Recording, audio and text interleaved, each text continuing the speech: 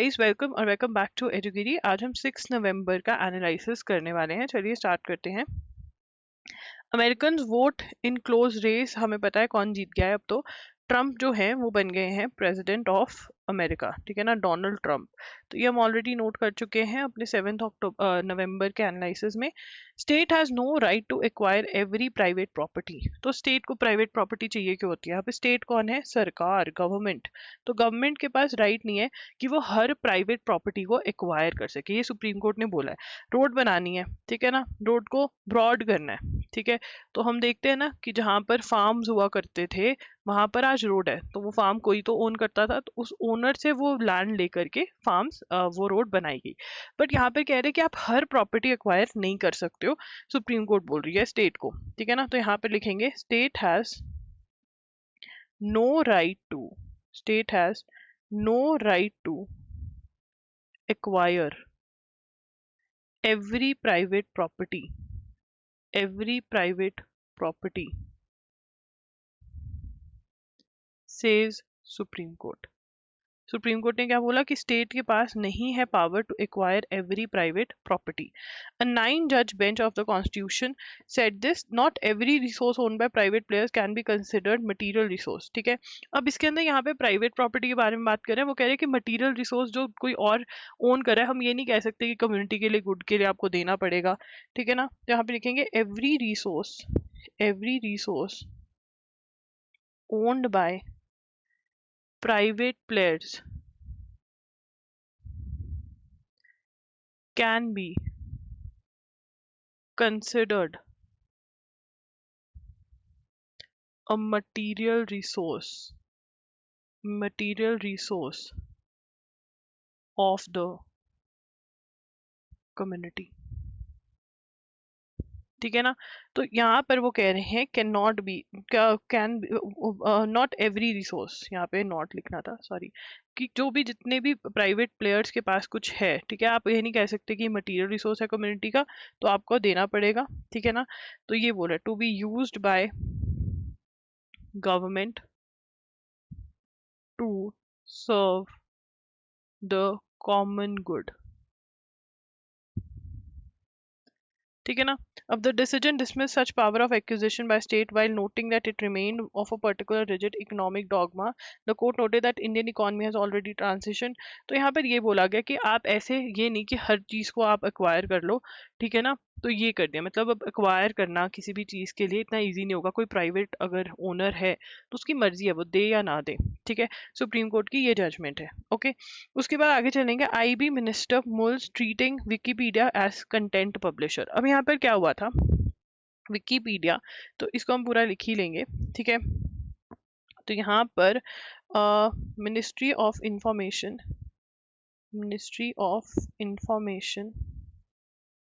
And broadcasting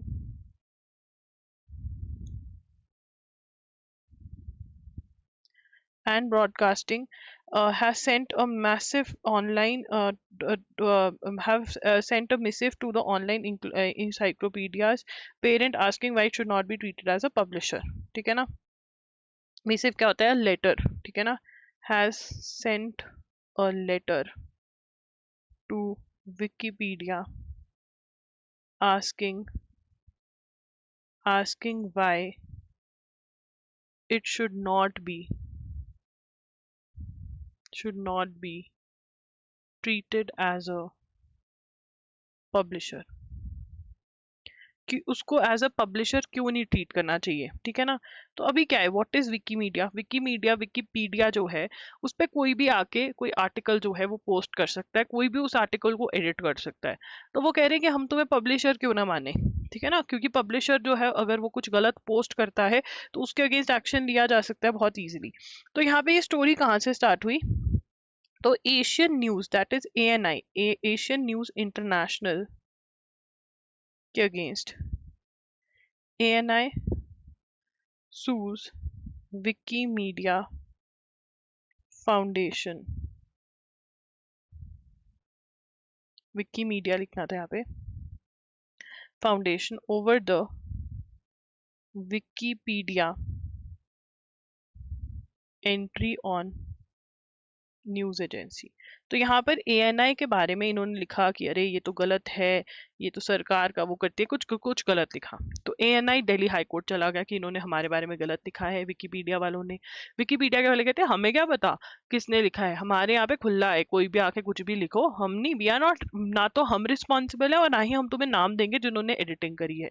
Delhi high court कहता है ऐसा तो नहीं चलेगा, तो उन्होंने रिमूव करवाया। तो दिल्ली हाई कोर्ट ने क्या करवाया, Delhi high court got the editorial removed. ठीक है ना, दिल्ली हाई कोर्ट ने ये एडिटोरियल जो ANI के बारे में था ये रिमूव करवा दिया। And therefore directly liable for legal challenges against its content. The letter has not been released and was announced by government sources. The letter marks a significant step in government's growing assertiveness over international websites and platforms. It pointed to many complaints of bias and inaccuracies on Wikipedia. It asked why Wikipedia should not be treated as a publisher instead of an intermediary. तो अभी आज की date में उसको ऐसे right now treated as an intermediary. Now what is an intermediary? Intermediary क्या होता है? इंटरमीडियरी फेसबुक इंस्टाग्राम जैसा, बट ये अलग है इंस्टाग्राम फेसबुक से, क्योंकि इंस्टाग्राम फेसबुक खुद नहीं कुछ पोस्ट कर रहे हैं, लोग वहां पे पोस्ट कर रहे हैं, पता है कौन पोस्ट कर रहा है, तो वहां पर वो इंटरमीडियरी की तरह ट्रीट करा जा रहा है, मतलब फेसबुक यूट्यूब इंस्टा के उसमें डाला जा रहा है, ठीक है ना, जबकि ये अलग है, ठीक है ना, it can not be considered as an intermediary, ये बोला जा रहा है। ठीक है, उसके बाद आगे चलेंगे। ऐसी holds validity of UP Madrasa act. UP Madrasa act को वैलिड घोषित कर दिया गया है। इसके बारे में हमने बहुत डिटेल के अंदर 7 नवंबर में एक आर्टिकल जो है वो पढ़ लिया है, पूरे नोट्स भी इसके बना लिए हैं। ठीक है, उसके बाद आगे चलेंगे। यहाँ पर कुछ मुझे नया दिख रहा है। Entry 66 conferred the union the authority to make laws and to determine and regulate the standards of higher education. Entry the Uttar Pradesh law has wandered into the center's exclusive domain under entry 66 of union list. तो union list जो है इन ये लिखेंगे union list in 7th schedule of the constitution, ठीक है, entry 66 conferred authority to make laws to determine and regulate the standards of higher education. तो कौन standards of higher education regulate करता है? Union list. ना ये लिस्ट वाला concept पता होना चाहिए। तो लिस्ट में डिवाइडेड है हमारे यहाँ पर, वी हैव 3 लिस्ट्स, हमारे यहाँ पर 3 लिस्ट है। वो कौन कौन सी लिस्ट है? यूनियन लिस्ट है, ठीक है, स्टेट लिस्ट है और कॉन्करेंट लिस्ट है, ठीक है ना। यूनियन लिस्ट के अंदर जो सब्जेक्ट्स दिए हुए हैं उसके ऊपर कौन लॉज बनाता है? सेंट्रल गवर्नमेंट लॉज बनाती है उसके ऊपर। स्टेट लिस्ट के जो सब्जेक्ट्स हैं उसके ऊपर कौन लॉ बनाता है? स्टेट गवर्नमेंट बनाती है उसके ऊपर लॉज, ठीक है। और जो कॉन्करेंट लिस्ट के अंदर सब्जेक्ट है, both state and central government can make laws, state and central government दोनों ही इसके ऊपर लॉज बना सकते हैं, ठीक है ना। बट अगर कॉन्करेंट लिस्ट में कोई सब्जेक्ट आया, चलेगी किसकी? सेंट्रल गवर्नमेंट की चलेगी। किसकी चलेगी? सेंट्रल गवर्नमेंट की चलेगी, ठीक है ना। तो अब यही जो सब्जेक्ट है जो स्टैंडर्ड सेट करना है हायर एजुकेशन के लिए, वो किसके पास है ये पावर? ये पावर यूनियन लिस्ट के अंदर है। देयरफॉर यूनियन लिस्ट के अंदर आ रहा है तो किसके पास पावर हुई? सेंट्रल गवर्नमेंट के पास पावर हुई, ठीक है ना। तो वो कह रहे हैं कि यूपी ने ये मदरसा एक्ट बना करके सेंट्रल की गवर्नमेंट की पावर जो है वो ओवरटेक करी है, ये बोल रही है सुप्रीम कोर्ट। तो हमें पता होना चाहिए कि टू डिटर्मिन, इसको हम अंडरलाइन करेंगे अपने नोट्स में, to determine and regulate the standards of higher education, ये किसके हाथ में है? किस लिस्ट में दिया हुआ है? ये यूनियन लिस्ट के अंदर दिया हुआ है। और हमें इन जनरल पता होना चाहिए कि जो ये लिस्ट वाला कॉन्सेप्ट है वो 7th शेड्यूल में ले डाउन करा हुआ है। ये एक PYQ है, दिस इज अ PYQ, ठीक है, this is a PYQ, okay. अब आगे चलेंगे। Higher educational institutions in India face significant challenges while private engineering colleges, the newer IIT and universities have expanded access to education over the last few decades. Studies show that a vast majority of students graduating from these colleges lack the basic skills that are required by industry. अब यहाँ पर क्या हो रहा है India के अंदर, ये हमने लिखना नहीं है, समझना है। अमन है, ठीक है, अमन जो है उसके माँ बाप ने अमन को कॉलेज भेजा कि हमारा बेटा बेटा पढ़ लिख कर नौकरी लग जाएगा, ठीक है ना, हमारा बेटा पढ़ लिख कर अपना स्टार्टअप कर लेगा, बिजनेस कर लेगा, हमारा बेटा पढ़ लिख कर कोई गवर्नमेंट या प्राइवेट जॉब कर लेगा, है ना, यही सपना होता है माँ बाप का, पैसे कमाने लग जाएगा। अमन कॉलेज गया, अमन ने कॉलेज में डिग्री हासिल कर ली, अमन अमन के पास डिग्री है, पर ये डिग्री में अमन ने कुछ सीखा नहीं। अमन के पास क्या नहीं है, अमन के पास स्किल्स नहीं है। क्या नहीं है अमन के पास? स्किल्स नहीं है अमन के पास। अब स्किल्स नहीं है तो कोई उसको नौकरी नहीं दे रहा है, ठीक है, स्किल्स नहीं है क्योंकि नौकरी कोई क्यों देगा अगर तुम उसकी मदद कर पाओगे। डिग्री में तो तुमने सिर्फ थ्योरी सीखी, ठीक है ना, वो थ्योरी मददगार है बट स्किल्स भी तो चाहिए, प्रैक्टिकल नॉलेज भी तो चाहिए, वो नहीं है।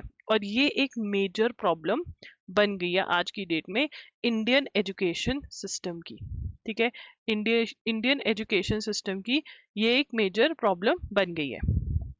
उसके बाद the results of October 27 general elections in Japan have thrown all calculations within the G7 country and one of the most powerful economies into disarray. The ruling Liberal Democratic Party dropped from 256 seats to 191 seats. तो वहाँ पे जो main party है वो मतलब हार गई है, हार क्या गई है, उसको नंबर ऑफ सीट्स जो है वो कम मिली है, ठीक है ना। तो in general elections of Japan, ruling Liberal Democratic Party, that is LDP, dropped in number of seats in House of Representatives. House of representatives में नंबर ऑफ जो रिप्रेजेंटेटिव्स हैं that has dropped. The LDP in power of much of the past 6 decades has been bleeding public support, particularly after Shinzo Abe stepped down in 2020 and was assassinated in 2022. तो इनका जो main leader था वो Shinzo एबे है and was a very good leader, ठीक है ना। शिंजो एबे कब स्टेप डाउन कर गए थे? 2020 में, एंड 2022 में उनका मर्डर हो गया था। और उनका मर्डर क्यों हुआ था? क्योंकि कहा गया कि वो कनेक्टेड है एक चर्च से, कोरियन यूनिफाइड चर्च से, तो वो कनेक्टेड है, ठीक है ना। तो ये क्या कह रहे हैं? Faced questions over links with, किसके साथ लिंक्स है? कोरियन यूनिफाइड चर्च के साथ। किसके साथ लिंक्स है? कोरियन यूनिफाइड चर्च के साथ। And a scandal over fund raising by LDP law makers, ठीक है ना। तो यहाँ पे कि उनको फंड्स दिए हैं वो गलत है ये सब, तो इनका connection with this church is बहुत कॉस्टली पड़ रहा है जापान वालों को। ये क्वेश्चन बहुत लेस एक्सपेक्टेड क्वेश्चन है, ठीक है ना, तो बट लेस एक्सपेक्टेड भी करने पड़ते हैं, आपको पता ही है, एग्जाम में आ जाते हैं। Unique identification authority of India, ये क्या करती है? ये आधार से डील करती है। किससे डील करती है? आधार से, ठीक है ना। Has strict regulations about disclosure of data in order to protect a person's right to privacy and ensure that there is no misuse of personal data, ठीक है ना। तो यहाँ पर लिखेंगे unique identification authority of India, that is UIDAI, privacy policy, ठीक है ना। अब इनकी प्राइवेसी पॉलिसी क्या कहती है? strict regulations about disclosure of data in order to protect a person's right to privacy and ensure that there is no misuse of personal data. तो यहाँ पे क्या कह रहे हैं कि उनके बहुत ही स्ट्रिक्ट रेगुलेशंस हैं, वो ऐसे ही किसी का पर्सनल डाटा डिस्क्लोज नहीं करते हैं। ठीक है, in normal course of events police do not have access to either demographic और biometric information in the Aadhaar database. ठीक है ना, नॉर्मली लिखेंगे, normally police does not is not having access, is not having या do not, police do not have access, ये copy कर देते हैं, do not have access to either demographic or biometric information in Aadhaar database. मतलब जब हम आधार बनवाने जाते हैं तो हमारा कितना डाटा लेते हैं, वो आई का, ठीक है, फिंगरप्रिंट्स होते हैं, थंब, ये वो है ना। तो वो नॉर्मल सर्कमस्टांसेस में जो डेमोग्राफिक और बायोमेट्रिक जो है वो पुलिस को अवेलेबल नहीं होता, बट पुलिस को कब अवेलेबल होता है, while section 333(1) of the Aadhaar act permits the disclosure of certain information under an order of a court not inferior than that of a high court जज। Section 291 itself make it very clear, core biometric information which includes fingerprints, iris scans cannot be shared with anyone for any reason whatsoever। तो यहाँ पर कब वो share करते हैं, कुछ data वो शेयर करते हैं, कब, ठीक है, लिखेंगे सेक्शन 33(1), ठीक है, 31 of Aadhaar section 33(1) of Aadhaar, section 33 subsection 1 of Aadhaar act क्या कहता है, ये लिखेंगे, permits disclosure of certain information under an order of a court not inferior to that of a high court judge। ठीक है ना, अगर हाई कोर्ट जज कह देता है तो सम इंफॉर्मेशन दी जाती है, और उसके अंदर भी वो क्या कह रहे हैं, 4th पॉइंट यहाँ पे लिखेंगे, आप तो अपने सीक्वेंस वाइज जैसे चल रहा वैसे चलेंगे। वो कह रहे हैं कि section itself make clear core biometric information, but core biometric information जो है, core biometric information that is fingerprints and iris scans cannot be shared with anyone for any reason whatsoever। वो क्या कह रहे हैं कि कुछ बेसिक इंफॉर्मेशन जो है वो शेयर कर सकते हैं, बट जो कोर इंफॉर्मेशन है वो बायोमेट्रिक इंफॉर्मेशन शेयर नहीं कर सकते हैं। ये आधार की प्राइवेसी के रूल्स हैं। ठीक है जी, उसके बाद आगे चलेंगे। अब यहाँ पे recently Canada and India each expelled their top diplomats due to the fall out, जो जस्टिन ट्रूडो ने बोला कि इंडियन वो लिंक्ड है निज्जर की किलिंग से रिलेटेड।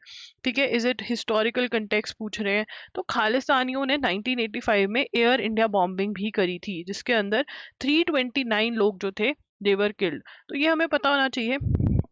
ठीक है ना, 1985 में air India bombing took place, which was, जिसमें कौन इन्वॉल्व थे, कनाडा बेस्ड खालिस्तानी। ठीक है ना, और जिसमें कितने लोग मारे गए, 329 people were killed.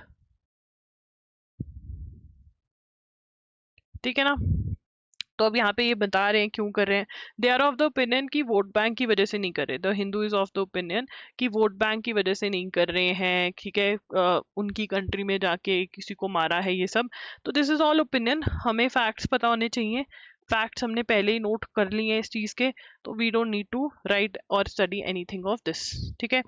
India in attempt to host the 2036 Olympics by sending a formal letter of intent for the same to IOC. International Olympic को हमने भेज दिया है कि we want to organize what, we want to organize Olympics, ठीक है ना। India लिखेंगे, India in an attempt to host 2036 Olympics, लिखेंगे India in an attempt, India in an attempt to host 2036 Olympics has sent, screen पर नहीं भी दिख रहा तो मैं डिक्टेट कर रही हूँ अच्छे से, has sent letter of intent, letter of intent to IOC, to IOC। तो हम कौन से वाला ओलंपिक्स होस्ट करना चाहते हैं, 2036। कैसे याद करेंगे, 2 × 3 6 2036 ऐसे कर लेंगे, ठीक है। 2036 में हम ओलंपिक्स होस्ट करना चाहते हैं। The first is in continuation of the push from prime minister Narendra Modi for hosting major multi disciplinary events including 2030 youth Olympic games, publicly declaring India's intention to host 2036 Olympics, ठीक है ना। Opening ceremony of 144th IOC session in Mumbai last year, तो पहले भी बोल दिया था हम होस्ट करना चाहते हैं, ठीक है ना। अगर इंडिया होस्ट करता है तो इंडिया क्या बन जाएगा, if India manages to win, अगर इंडिया जीत जाता है क्या, ये bid to host, it will become fourth Asian country, क्या बन जाएगा, fourth Asian country to ever host Olympics, fourth Asian country बन जाएगा जिसने ओलंपिक्स होस्ट करी हुई। इससे पहले किस किस ने होस्ट करी हुई है, इससे पहले चाइना, साउथ कोरिया और जापान ही ऐसी एशियन कंट्रीज हैं जिन्होंने होस्ट करा हुआ है। अब बिड और किस किस ने दी हुई है 2036 के लिए, तो bid others who have bid, other bidders कौन कौन है, चीले है, इंडोनेशिया है, ठीक है ना। इंडोनेशिया अपनी जो नई उनकी नुसंतारा, जो उनकी न्यू कैपिटल है, वहां के लिए बिड कर रहा है, ठीक है। तुर्की है, दैट इज इंस्तांबुल, ठीक है ना। और भी कंट्रीज जैसे सऊदी अरेबिया और कतर भी जो है वो प्लान कर रहे हैं। तो बड़ी मोटी मोटी कंट्रीज हैं जो यहाँ पर बिड करी है। तो देखते हैं ये किसको जाता है, बट इंडिया किसके लिए बिड कर रहा है, 2036 ओलंपिक्स होस्ट करने के लिए, ठीक है। उसके बाद Israel PM fires defence minister Gallant, Katz assume new role. तो यहाँ पर न्यू डिफेंस मिनिस्टर आए हैं। Who is the new defence minister of Israel? Who is the new defense minister of Israel? New defense minister of Israel is, it's Katz, ठीक है, Katz, Israel Katz उसका नाम, foreign minister Israel Katz ही उसका नाम है, ठीक है।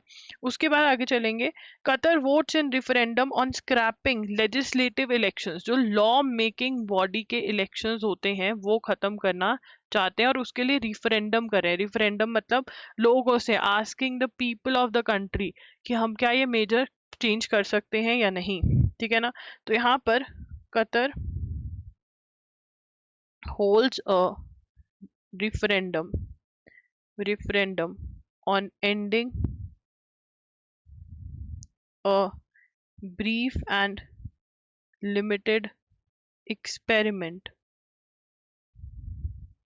with legislative elections in the wealthy monarchy।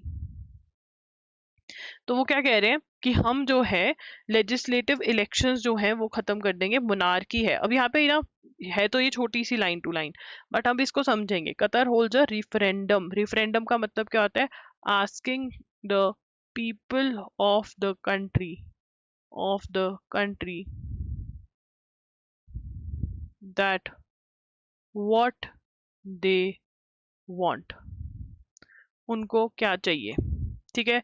Limited experiment, brief and limited experiment, इन्होंने ये चेंज किया था टू ट्राई, ठीक है ना, tried something new. Legislative election मतलब लॉ मेकिंग कोई बॉडी है उसमें के लिए इलेक्शंस होते हैं, इलेक्शंस चूजिंग द पीपल, ठीक है ना। तो वो जो है अब वो नहीं होंगे। ये पूछ रहे हैं कि क्या हम ये खत्म कर दें, जो इलेक्शंस होते हैं लेजिस्लेटिव इलेक्शंस जो होते हैं वो हम खत्म कर दें, जो लॉ मेकिंग बॉडी बनती है उसको खत्म कर देंगे। तो ये लोगों से पूछ रहे हैं। कौन पूछ रहा है? Qatar. Which country is doing this? किस कंट्री ने ये ऑर्गेनाइज किया रेफरेंडम? कतर, ठीक है। उसके बाद Noel Tata appointed as to the boards of Tata Son. Noel Tata appointed to the board of Tata Sons, ठीक है ना। Tata trust owns 66% of Tata trust and appoints a third of, ठीक है। तो यहाँ पर हमें Noel Tata is appointed to the board of Tata Sons after the death of Ratan Naval Tata, ठीक है। उसके बाद Buddhist can teach how to counter सेक्रेटेरियनिज्म, Murmu. अब यहाँ पे हमें कुछ भी नहीं करना है, हमें बस ये पता होना चाहिए कि फर्स्ट एशियन बुद्धिस्ट समिट हो रही है। क्या हो रही है?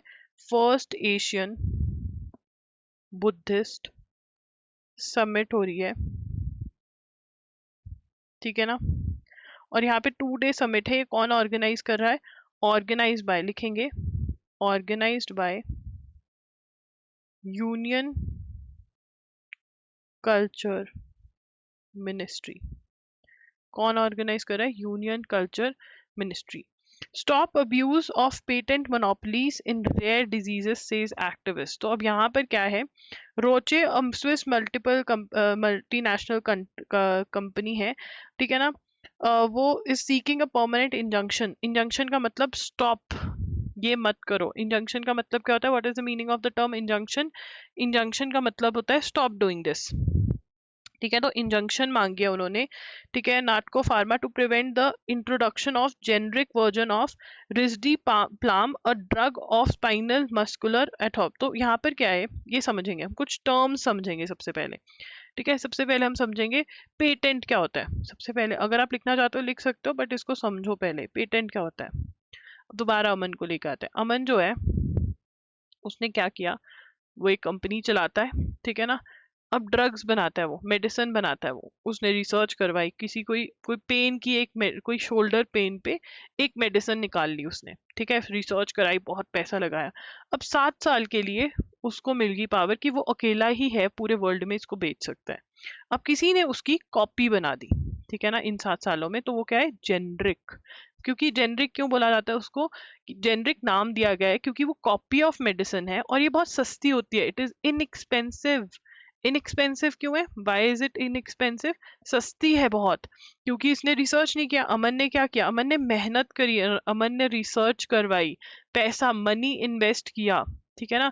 बट वहीं पर जिसने कॉपी करी उसने सीधा कॉपी कर दिया, तो वो सस्ते में बेच रहा है, ठीक है ना। वो सस्ता मेडिसिन बेच रहा है, सेम मेडिसिन सस्ते में बेच रहा है। इन्होंने पूरा पैसा महंगा तो महंगा बेच रहा है। बट अब ये भी प्रॉब्लम है कि यार एक बहुत ही इंपॉर्टेंट डिजीज के ऊपर, रेयर डिजीज है, ठीक है ना, उसकी मेडिसिन है, लोग इतनी महंगे अफोर्ड नहीं कर सकते हैं। तो अब ये पंगा पड़ा हुआ है। तो यहाँ पे जो रोचे है, Swiss company, Roche Swiss company seeking permanent injunction. Permanent injunction, injunction का मतलब कि रोक देना किसी को। टू स्टॉप, इंजंक्शन अगेंस्ट, किसके against? Natco pharma. Natco pharma किसके लिए? To prevent introduction of a generic version of risdiplam, a drug of spinal muscular atrophy, ठीक है ना। Citing patent infringement.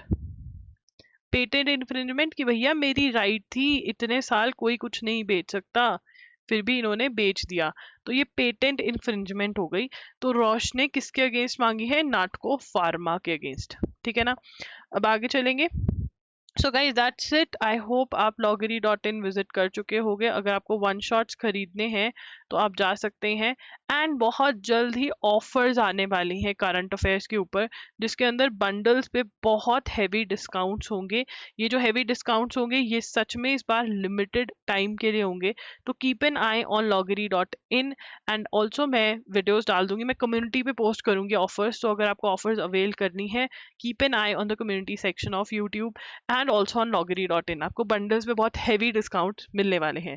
Thank you for watching this video. अगर video अच्छी लगी तो कमेंट कर देना। Bye bye, take care.